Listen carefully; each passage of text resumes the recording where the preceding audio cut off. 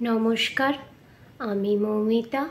আমার মৌমিতাস কল্পবৃক্ষ চ্যানেলে আপনাদের সকলকে স্বাগত জানিয়ে আজকে আরও একটি ভিডিও নিয়ে চলে এসেছি। তো আজকে দশমহাবিদ্যার আরেকটি রূপ মা কমলা বা কমলাত্মিকা সম্পর্কে আলোচনা করব। মা কমলাত্মিকা সম্পর্কে আলোচনা করার আগে একটা কথা আমি আপনাদেরকে বলতে চাই যে আমার চ্যানেলটি তো নতুন এবং এই চ্যানেলে কয়েকজন নতুন সদস্য রিসেন্ট যোগদান করেছেন, মানে চ্যানেলটিকে সাবস্ক্রাইব করেছেন, আমার চ্যানেলটির সাথে যুক্ত হয়েছেন। তো যারা নতুন চ্যানেলটিতে যোগদান করেছেন তাদেরকে আমি অসংখ্য ধন্যবাদ জানাই আমার চ্যানেলটিতে যোগদান করার জন্য, আমার সাথে থাকার জন্য, আমাকে এনকারেজ করার জন্য। কি বলুন তো, যখন কোনো একটা কাজ শুরু করতে যাই তখন স্বাভাবিকভাবেই শুরু করতে হয় শূন্য থেকেই।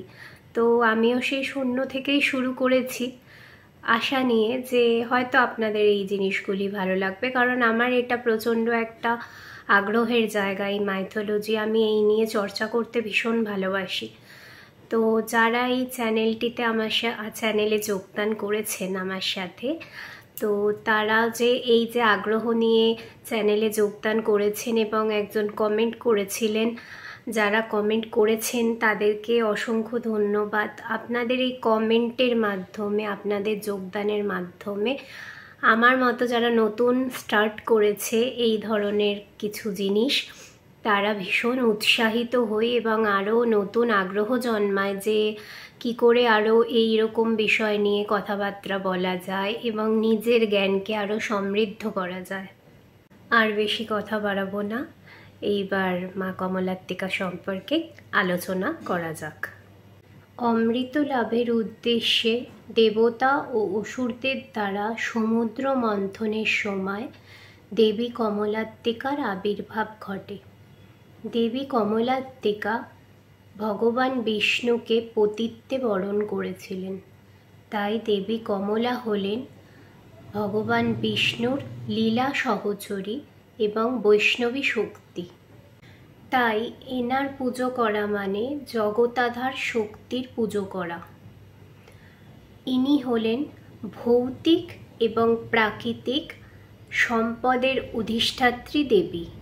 মানব দানব সকলেই এনার কৃপা ছাড়া পঙ্গু।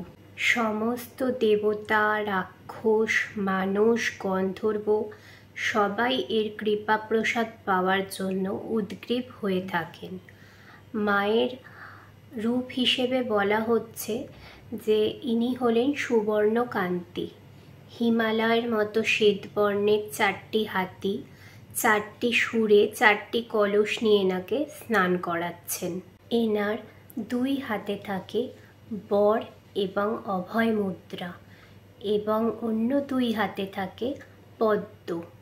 দেবীর মাথায় থাকে সুন্দর মুকুট এবং দেবী পরিধান করেন রেশমি বস্ত্র এবং দেবী কমলাসনে আসীনা থাকেন। দেবী কমলাকে ষোড়শী এবং লক্ষ্মীও বলা হয়। ভার্গবদের দ্বারা পূজিত হওয়ায় দেবীকে ভার্গবীও বলা হয়।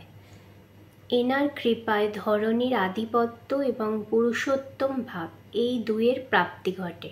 বারাহী তন্ত্র মতে ব্রহ্মা, বিষ্ণু এবং মহেশ্বরের দ্বারা দেবী পূজিত হওয়ায় দেবীর আর এক নাম হচ্ছে ত্রিপুরা এবং দেবী পুজো করলে সমস্ত রকমের সিদ্ধি প্রাপ্তি ঘটে। দেবী কমলার পুজো করা হয় সমৃদ্ধি এবং স্ত্রী পুত্রাদি সুখ লাভের জন্য। তো আজকে এটুকুই, দেখা হবে পরের ভিডিওতে। দেবীর আর এক রূপ নিয়ে সেই ভিডিওতে আলোচনা করা যাবে। তো আজকে তাহলে আসি। ভিডিওটি ভালো লেগে থাকলে চ্যানেলটিকে সাবস্ক্রাইব করুন, ভিডিওটি লাইক করুন, শেয়ার করুন এবং পরের ভিডিওর নোটিফিকেশন পাওয়ার জন্য বেল আইকনটিকে ক্লিক করে রাখুন। সবাই ভালো থাকবেন, সুস্থ থাকবেন এবং শুভ শারদীয়ার শুভেচ্ছা সকলকে।